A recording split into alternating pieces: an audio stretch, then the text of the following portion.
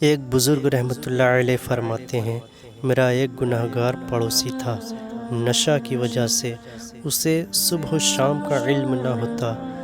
میں اسے وعظ و نصیحت کرتا لیکن وہ قبول نہ کرتا، توبہ کی ترغیب دیتا مگر وہ توبہ نہ کرتا۔ اس کے انتقال کے بعد میں نے اس کو خواب میں بلند مقام پر فائز پایا۔ اس پر جنت کے اعزاز و اکرام کا لباس تھا۔ میں نے اس سے دریافت کیا، کس کام کے سبب سے تو نے یہ مقام و مرتبہ پایا؟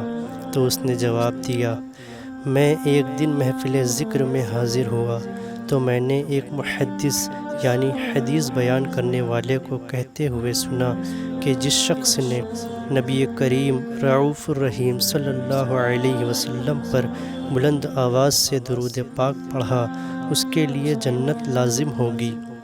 پھر انہوں نے پیارے پیارے آقا مدینے والے مصطفیٰ صلی اللہ علیہ وسلم پر بآواز بلند درود پاک پڑھا۔ میں نے بھی ان کے ساتھ بلند آواز سے درود پاک پڑھا اور دیگر لوگوں نے بھی اپنی آوازوں کو بلند کیا، تو اسی دن ہم سب کو بخش دیا گیا۔